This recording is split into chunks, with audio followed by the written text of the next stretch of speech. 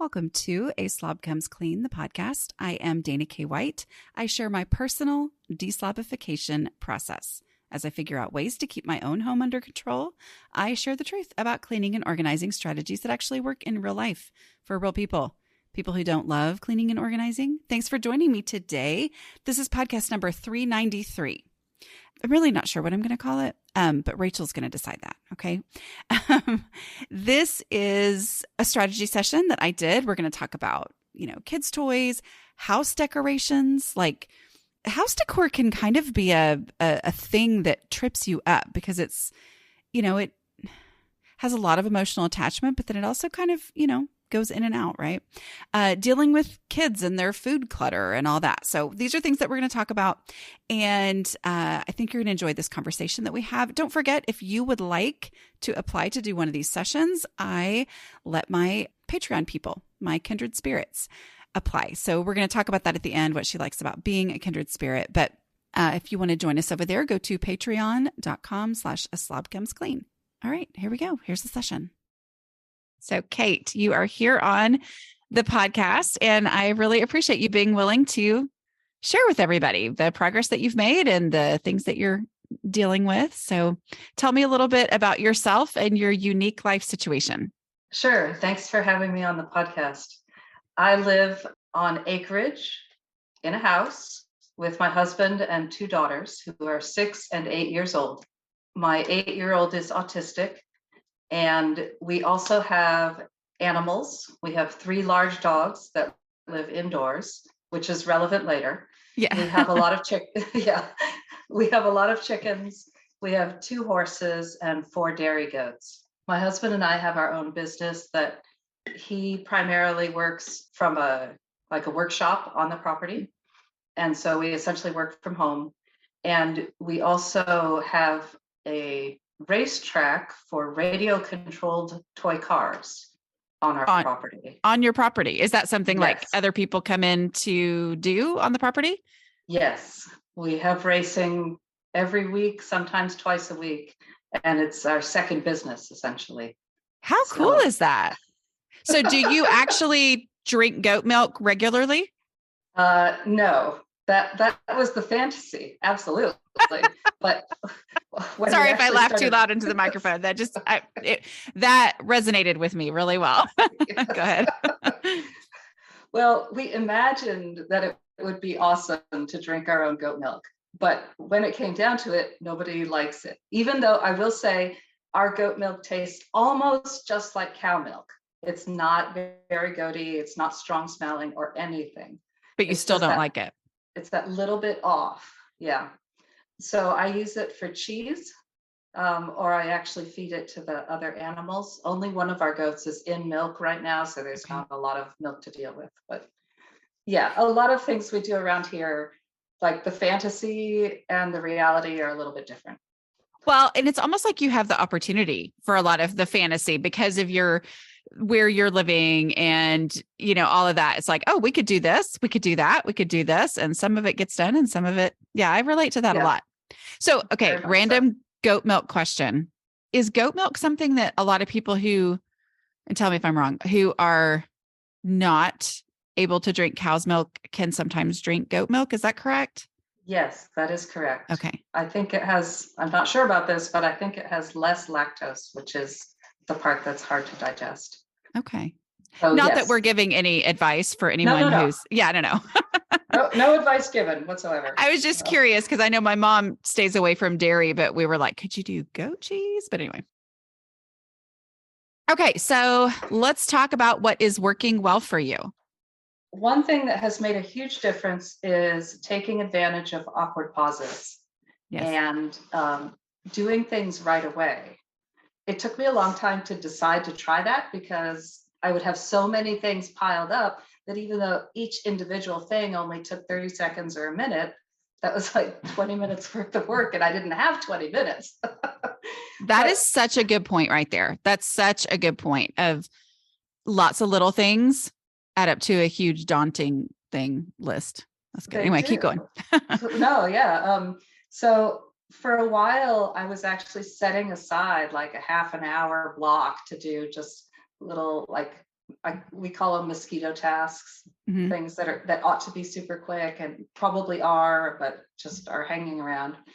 And after a while, I started to feel like there wasn't a big pile anymore. So I started to do those things like while I'm cooking dinner, instead of standing there and watching the onions saute, I would like step away for just a moment and take something back to where it belongs somewhere else in the house Mm-hmm. at that instant, right? Because I knew that would really only take me about 45 seconds and nothing was going to happen to the onions in the meantime. Yeah. And so the more I've been able to do that, the more of a habit it becomes. So do you I notice awkward pauses more often because you've used them well? um I don't think it's so much of noticing the awkward pause, is that it just becomes habitual that I don't just stand there in the kitchen, I guess. One thing that I have noticed that's very strange is that I will be in the kitchen, it will be what you might call an awkward pause, and I'll think, oh, I need to take those earrings back to the bathroom where I keep my jewelry. And I'll be like, oh, no, I did that last night. Really? let's see. Let's see if there's something else around here that needs to be done. That's so interesting. So do you feel like it has helped your perception of how long tasks will take to do this consistently and get little things done little by little? I mean, did you ever have issues like with what we call TPAD as far as not knowing how long something is going to take? Has that increased that awareness, do you think? It has. And yes, I used to have very unrealistic ideas about how long a short task was really going to take. Like emptying the dishwasher, I think is a Mhm. pretty common experience. It really only takes like 3.5 or 4 minutes in my household. Who Um, knew, right? I know. And I thought it took like 15 or 20. I know. So I never had time to do it, right? Right, exactly. That's Um, great. That's So great. yes, it turns out that a lot of these short tasks are super, super short to do. And Yeah. the more I do them at the moment I think of them, the easier it is to remember that when I have that instinct that's like, oh, this is going to take a while. I don't have time now. I Yes. can counteract that by saying, actually, it only takes a minute and a half. I do have time. Right. And I think that's one of those things, and I hear from people all the time about this kind of stuff. And sometimes people will say, yeah, I follow if it's only going to take me 1 minute, I might as well go ahead and do it now. And I'm like, that is excellent. But then there are a lot of us who don't have a perception of what a minute is. And so even though something might take a minute or less, we don't identify it as that because we have, time passage awareness disorder or whatever it's really called, but, Yes. um, but yeah, I think that that's key. It's like you have started to, this has become a way for you to combat that because of the experience of starting to really learn. Can you remember in the beginning, was it hard for you to do a task that you weren't for sure how long it was going to take? Like, how hard was it in the beginning when you really started saying, I'm going to take advantage of these awkward pauses? I actually had to talk out loud to myself. It Yeah. was a little embarrassing. I tried to do it when my kids and my husband weren't around, but I could see myself, I could feel myself saying, I'll put this here because there's something else that needs to go to that other room. So I'll make a pile, Mm-hmm. right? Because obviously I don't have time to do that right now. And I could sort of feel that thought process in my head. And I would say out loud, no, Dana says to take it there now. And so I would say that out loud and I would do it. And then I'd be like, wow, almost no time has passed. Yeah. It was like, um, we joke around here about the time it takes between when we go out our front door and when we actually drive out of the driveway. Because with young children, especially, there's like a process of getting into the car and buckling up and all of that. And there have been times in our family life when that took a really long time. So we talk about like the black hole that happens between the front door and when we actually drive out of the driveway. And this was like the reverse black hole. It was like a time blip where I went and did something and no time had passed.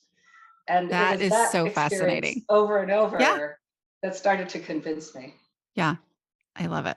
I love it. That's great. Well, what's another strategy that's had an impact on your home?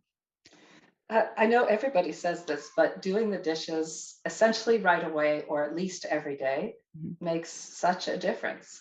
And it's actually improved my like enjoyment of our home and reduced my anxiety about other areas where I'm still decluttering, just because I know it doesn't take a long time anymore because the dishes are always essentially caught up. I think it's made me a little bit kinder too, because like when my mother came to visit in the past, she would load the dishwasher right after the meal. And I was all judgmental about it. I was like, why are you doing that? Aren't you here to see your grandkids? Right.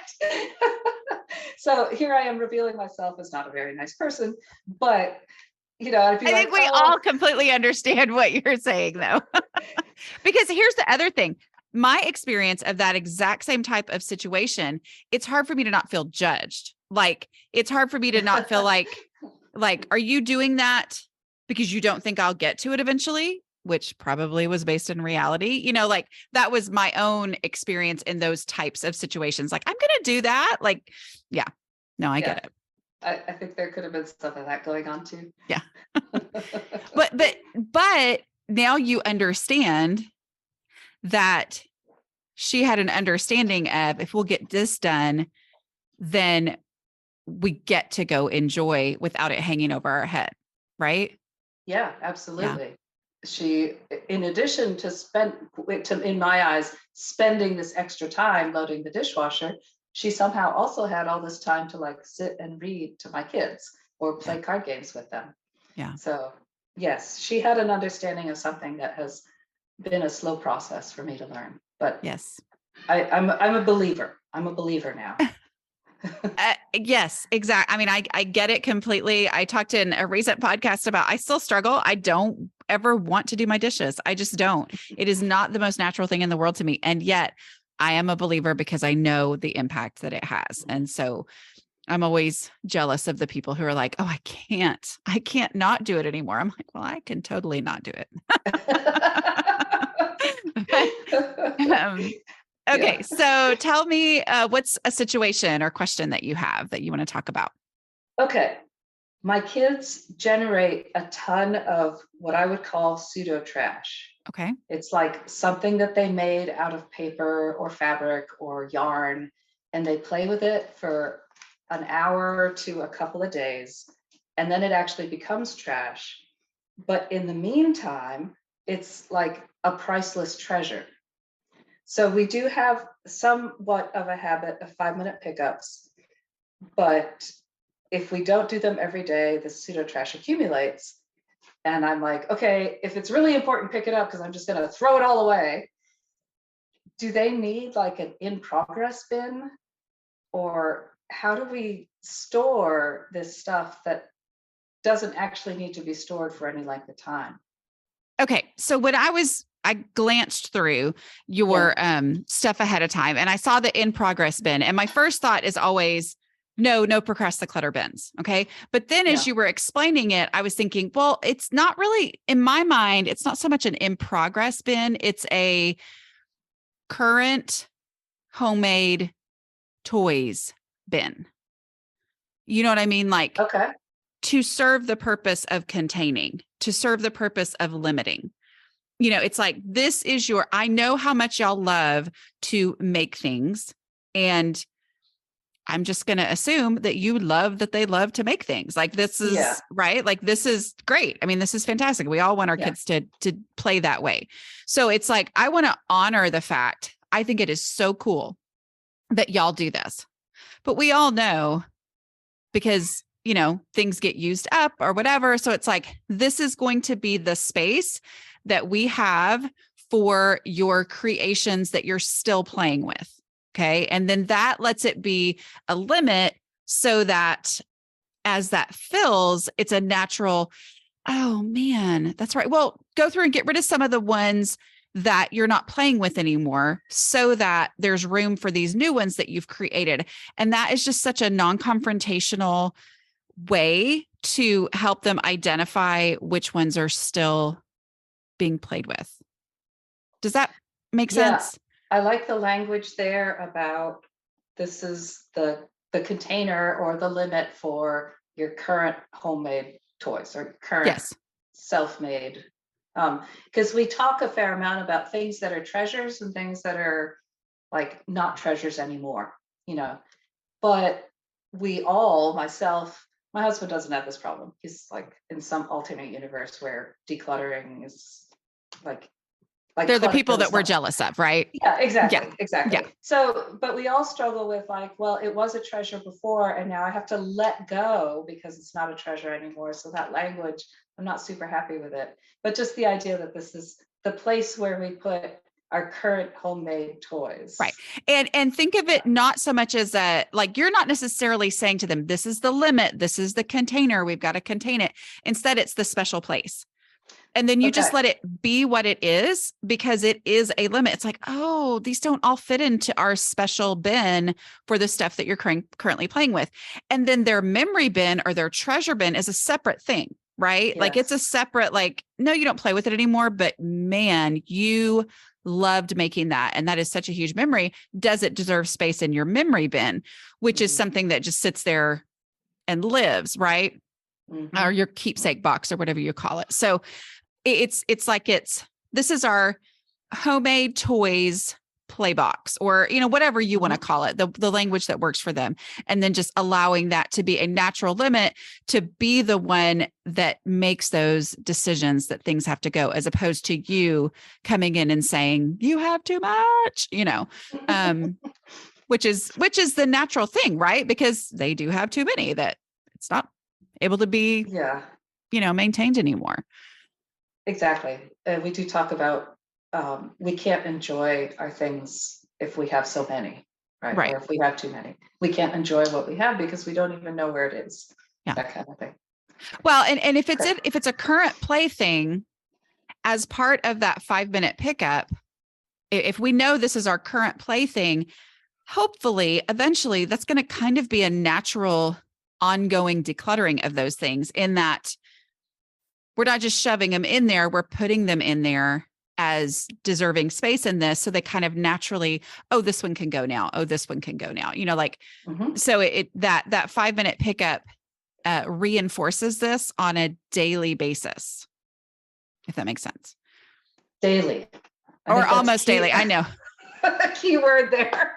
I mean, 5-minute pickups are ideally done daily, but they are useful done at any time. I mean, that to me is one of those keys for people to understand what the 5-minute pickup is. You don't have to get every single thing picked up and then start doing 5-minute pickups, because that's too overwhelming for people like me. That it's just too much. It's like, but that's my mindset, right? Now with dishes, yeah, you kind of have to do that, but I mean, you don't have to. You could do 5 dishes and you're better off than if you don't do any, but like with the dishes, yes, I recommend that you do the work to get them all done. But with a 5-minute pickup, it really is so key to establish that 5 minutes makes a huge difference. That 5 minutes is what we're really doing here. You can trust me. I am not trying to trick you, my children, or myself into a 3-hour marathon of picking up the house. So it's those 5 minutes are so valuable anytime that you do them.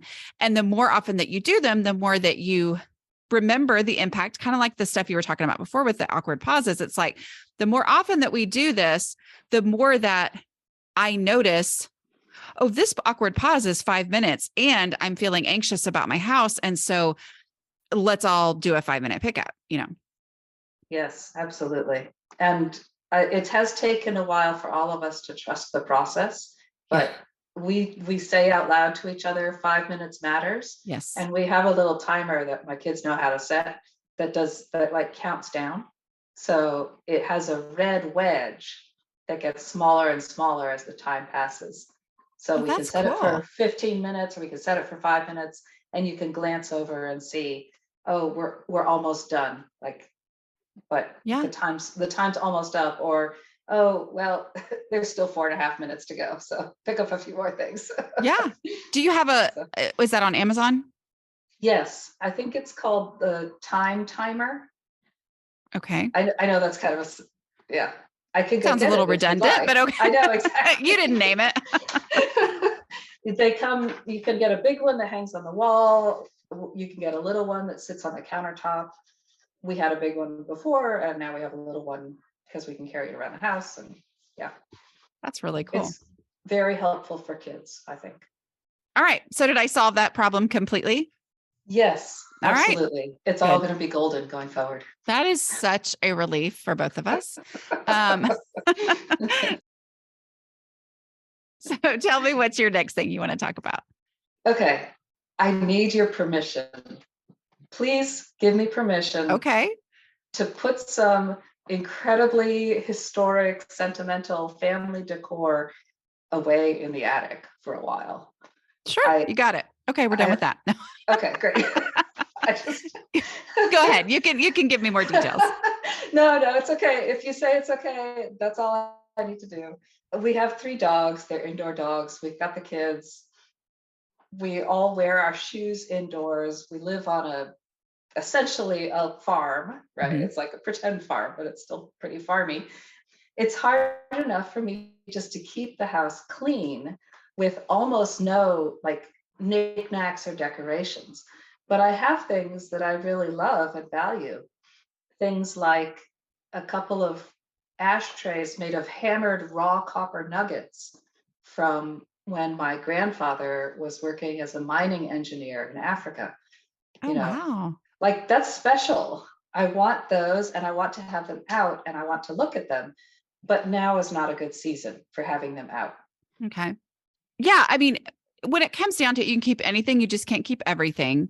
Mm-hmm. If your attic has space in it for those kinds of things. So yeah, I mean, like if there's space for it, that's not taking up the space that you need for other periods of your life, and it's something important enough to you that when you get to the stage of life that you feel like you will be able to display it safely, you will actually remember that you have it. Like, there's a difference between really important family memories versus all this cool stuff I found at a garage sale, but I don't have anywhere to put it. So I'm going to stick it in the attic. Like there's a difference there, right? So the other thing I would recommend, is look at it differently and see if there's anything that, I can't picture exactly what you're talking about, but is this something that could be on a wall with a plate hanger or, that kind of thing? Because it's best, right? The best. Yeah. I mean, like that could very potentially have a small plate hanger that would hang it on the wall. And for me, it's like I have had to realize I don't do displays on surfaces well. So I totally understand what you're saying. Like it just doesn't work. But I like to have things on the walls. So is there a way that I could make this a wall decoration so that then I could go ahead and enjoy it and appreciate it? And sometimes it changes how I view it over time when I'm like, okay, I've embraced that. I've used it as a decoration. And then at some point I'm more ready to let it go because I used it instead of it just sitting in a box or whatever. So does that make sense? Yeah, absolutely. I had that experience with some decorative plates that my mom gave me. I had them hanging up and enjoyed them for a long time and then eventually just felt ready to let them go. Yeah. So yeah, that does make sense. And it reminds me of your advice to use things, to not just keep them stored away for some other day. Yeah. There are a lot of, especially in the kitchen, fancy dishware and stuff like that we use regularly now instead of saving it for some unknown future reason. Right, exactly. So, so as far as permission goes, it's funny because some people need permission and other people rebel against being told they have permission. It's like, I don't need your permission, whatever. So whatever it takes for you, if it helps you to take my permission, yes. But remember that permission is based on your reality. Okay. Mm-hmm. Right. Like it's based on you saying, I am willing to give attic space to these items because I have it to give, mm-hmm. It's not taking up the space that we need for other things. But yeah, I mean, anytime you can use it, if there's a way to use it, that's ideal, and I love that you've had that experience with those plates that were on the wall, because here's the thing, like it becomes part of your decor aesthetic. And it's almost like we're more willing to allow our aesthetic to change over time and then let things go because of that, as opposed to when we just see it as a memory. You know what I mean? Like when it was just a memory, then I can't possibly let it go because that would be I dishonoring couldn't them. possibly. No, Right. absolutely not. My mother gave me those plates. Right. But when it's being used and it's part of your decor aesthetic, you're like, oh, those have all this special meaning, blah, blah, blah. But then over time, you're like, yeah, I've changed and I want to do a different design now. And I'm ready. So there's just something weird that happens with that. So using things really helps. Yeah. Push them along that. Yeah. Yes. Yeah. Well, and if you're looking at it that way, sometimes too, it's kind of like the container concept and the take it there now and all that stuff. It's like, okay, I'm going to use this as decor. And then sometimes that will help you take an entire box full of things and you say, okay, these things would look great on the wall. Well, when I'm looking at it this way, those are things that aren't as meaningful. But sometimes when it's a whole box, and you know that it has those, special items in it, it's like, well, that's a box full of important stuff. But when you're looking at it as, okay, well, I'm going to use it somehow in my house, then you actually look and you identify what really is important. And you also see, oh yeah, that's not as important. That stuff can go. So all of those things work together. Okay. Solve that problem. All right. Check. Whew, I am on a roll. Okay. Let's see how we do on this last one. Tell me another thing you want to talk about. Do people in your household eat in their bedrooms or in other parts of the house? Okay. So I did read briefly through this. I did see that your kids are 6 and 8. Yeah. It's a whole different world when they are 16, 19, and 21, right? Yeah. So it's an issue. At that age, the answer was no. It's not that I didn't sometimes find humongous piles of candy wrappers in their corner of their closet after Easter or whatever, like, it's not like it never happens, Yeah. Okay. But the general rule was no, no eating in your rooms. I was allowed to eat in my room as a kid. I also often was like, what's that smell? And it was a glass of milk that had been there for a really long time, or whatever. So it's just one of those things. It was kind of over my clutter threshold, I think, to allow my kids when they were that age to eat in their rooms. So I don't know. I don't feel like that's very helpful necessarily, but. Well, you're saying that your kids now that they're older, they either generally don't spill or leave their dishes there for extended periods of time, or if they do spill something or drip crumbs, they tidy it up themselves. Yeah, I'm not necessarily saying that, but.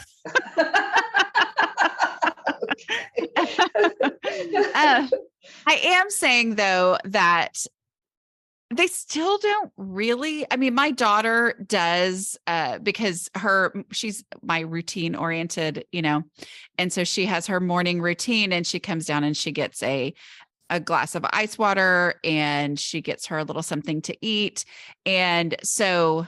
Of course, that's generally something that's disposable other than the spoon for the yogurt or whatever. And so, yes, definitely there are times where it's like, I need my spoons and my glasses back, and so that's definitely something I still have to be the one to say, okay, let's go do this.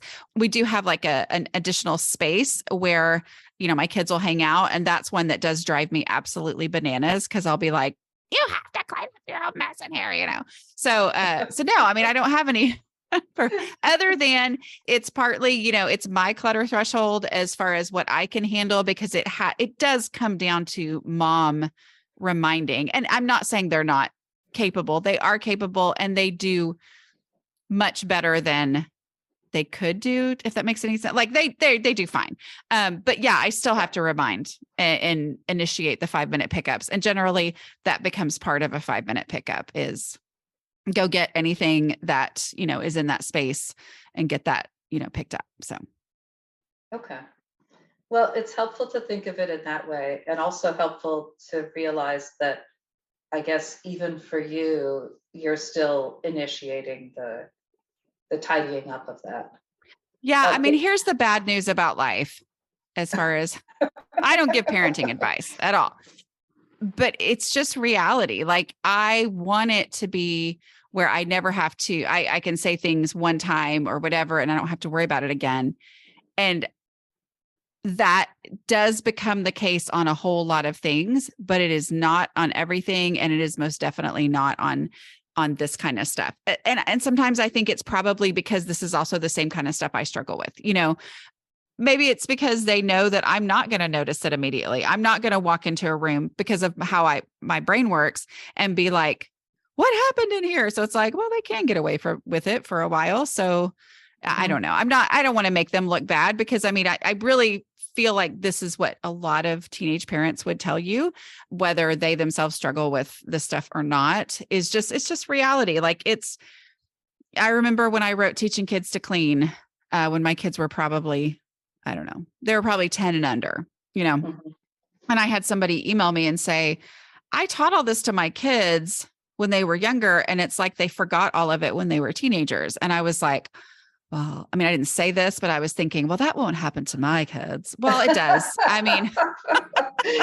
It just does. I was wrong. She was right. And I don't know. It kind of reminds me of my mom would always tell the story about every birthday I had as a kid. I was always super naughty after that birthday because she figured out it was because I was like retesting. Okay, well, I'm now older and more mature. Do I still have to follow this, and this rule? And so it was like, and I don't know that it's a conscious thing at all, but with every phase of life, even myself, I'm like, wait, I still have to do that even though I'm almost 50. I'm like, what?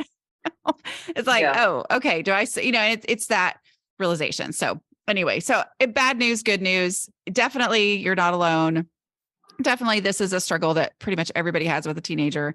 And it's just a thing to remind. But as far as like eating, making rules to eat within the house, yes. Within common spaces, that definitely helps to not. Yeah. Yeah.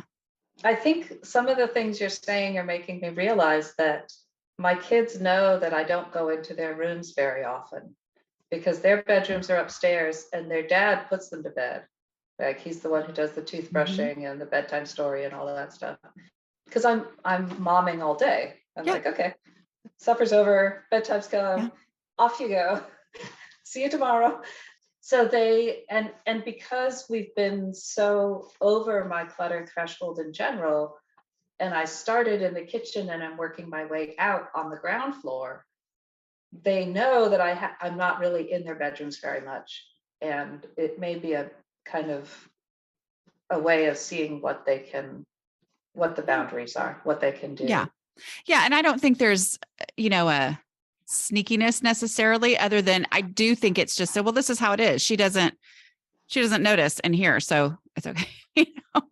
And I think that's natural and normal for kids, to be that way. So yeah, I think it's that taking, and sometimes with, our additional areas that it drives me crazy because I don't necessarily go out there. And then when I do, I'm like, I try to keep it to, or I try to encourage more, if you're going to eat out there, it needs to be this kind of stuff, this type of stuff that is easier to clean up or more disposable based or whatever that you can just throw it away, that kind of thing to try to keep we haven't had like a cup of milk go upstairs and then get spilled or anything like that. It's been like I did as a child, like my mother had to deal with. I feel for the lady. I feel for her. Don't we all, right? She's the one who laughs every day that I talk about this stuff for a living. Talk about her chickens coming home to roost or something like that. Right. Oh my goodness. Talk about a life of irony for sure. Cool. Okay. Well, I don't feel like that was very helpful other than just to let you know you're not alone. Well, I also have the feeling like I should say it once and it should stick, right? So it always, anytime someone reminds me that it doesn't work that way, that's helpful. And I can recognize that my kids are really good at clearing the dining table because they clear their own dishes the vast majority of the time without being reminded. That's great. So yeah, I do think that as I get the ground floor to a stable situation where it's easy to maintain, then I'll be spending more time upstairs. We have like a balcony that overlooks our playing and dining area, Oh, wow. and Mhm. then a bathroom between the two kids' bedrooms. And right now it's sort of their domain. And as I say, I don't go up there much, but I'll be going up there more regularly as I declutter that area more Yeah. and spend more time up there with them. Well, and I just want to remind you that it's a gift that you're giving your kids for them to be able to watch you learning. Kind of like you said, I want to say something one time and it be over. And it's like, and I feel the same way. Obviously, we all do as moms. And yet, when I look at myself and I realize how long it takes me to really start grasping something and taking it in and understanding, okay, this is how I do it. And also, these are all the results of it. And those results help encourage me to do it. Like all of those things that they're watching you learn and all that they're learning as they are participating in 5-minute pickups, and they're learning, oh, wow, it's more fun to deal with this stuff when it's in a special bin. And then when I'm not overwhelmed with all this other stuff, like all of those things are teaching them, because in the end, no matter what you teach them, they then have to make it their own. That's just reality. Right. So it's just a gift. Like you working on this is a huge, huge gift that you're giving your kids. So good job, Mom. Thanks for saying Yeah. it. No, it's true. It's true. I want to, I mean, no, thank you. I appreciate you saying that. And I'm thinking back to like myself a year ago and how I would leave a load of laundry unfolded for a long time because I didn't want to take the time to do the whole thing. And I want to contrast that. And I'm thinking about my kids because they help me with the laundry. They help fold and put away. But nowadays I'll be like, hey, let's just spend a few minutes and like get all the socks out of here or whatever. And we get that pile of laundry put away a lot faster, even though I don't spend a solid, whatever it is, half an hour or 40 minutes folding it. And they have Just to seen be that clear, change. it takes like less than 10 minutes to fold a load of laundry. But anyway. Okay, maybe like 3 loads all piled together on the kitchen counter. 4 loads. I had to say that. But anyway, go back to your really wonderful, thoughtful thing that you're going to say. No, I was just saying, my kids have seen that change, Yeah. right? They've seen Yeah. that change from like me ignoring something for an extended period of time because I was overwhelmed to me saying, hey, let's just do a little bit on this for now. And I've tried to on purpose do that for them as well. We have a bearded dragon. Of course, I didn't even think of that in the long list of animals. And he like spills his vegetables, and because there's a heat lamp in there, they like shrivel up and dry. It's not a big cleanup task, but his area needs to be like swept up pretty frequently. And technically he's my 8-year-old's, and so I was like, you got to clean up you got to clean up Draco's place, you got to clean up. And I could tell she was overwhelmed, and so one day I said, look, just like take the little dustpan and do one little dustpan worth, and that's it for today, right? Even that little bit will help him. And we did that for a few days in a row, and then she did it on her own for another few days. And again, that's showing how I've changed and being explicit with my kids about that so they can see that example. And then in this case, my daughter put it to use herself. So that was very good. Yeah. I love it. That's so great. That's so great to hear. And it's so encouraging. So encouraging. Well, this has been really fun. Is there anything else you wanted to talk about? I wanted to put a plug in for people who, like I see on the Facebook group, they're having trouble figuring out what a room is for. Mm-hmm. I just wanted to say that sometimes it takes time. Mm-hmm. Again, this is something like myself a couple of years ago had a really hard time grasping this concept, but we've lived in our house for 4.5 years. And only in the last 6 months or so have we really totally achieved clarity on 2 of our main living spaces. One that is a guest room and for certain kinds of projects, and the other is like a TV room with some other functionality that happens in there. So for anyone out there who's listening, sometimes it takes time, but the only way that the use of that room is revealed is by decluttering the extra and decluttering and decluttering. And once we got down to like the stuff that was still there after the decluttering, peeling off the layers of the onion several times, then things became clear. Hallelujah. Amen. For real. Like, I mean, the defining the room is so key, but if you can't do it, just start decluttering.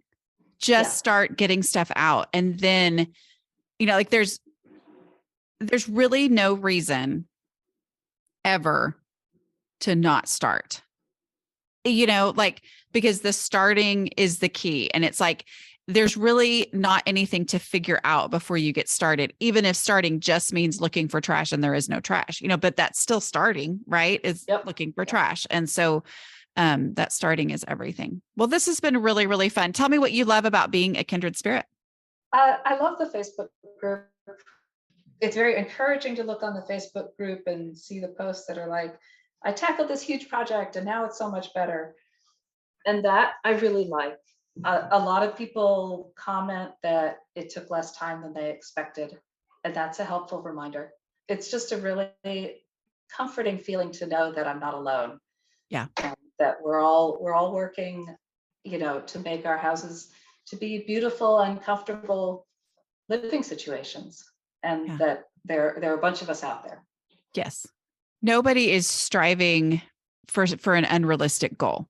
This is a place where you're never going to make progress and people go, oh, but you still should this, and this. It's like, we're going to celebrate the progress and then we're going to keep on going and we're going to keep on going. But our whole goal is to accept reality of our spaces and our clutter thresholds and all that. So I want to say one more thing. Okay. It also helps for someone like myself who doesn't have a good example in other family members. Everyone else in my family has a much higher clutter threshold, and they maintain houses that are very beautiful, very filled with beautiful things. I could never hope to come close to doing that. And so I can't look to my family members to say, that's what I'm striving for, right? That's just not in the cards for me. That's not realistic for me. And that's, again, looking at the photos that people put on the Facebook group of the other kindred spirits, that reminds me it's okay to have a house that has less stuff in it, but that is well maintained and enjoyable and beautiful. Right. Love it. That's great. Well, this has been really fun, and I really appreciate you being willing to share. Okay. I hope you enjoyed that conversation. I hope you learned some things. I always have so much fun talking to my kindred spirits. If you want to know more about being a member of the kindred spirits, go to patreon.com/A Slob Comes Clean. All right. I will talk to y'all next week. Bye.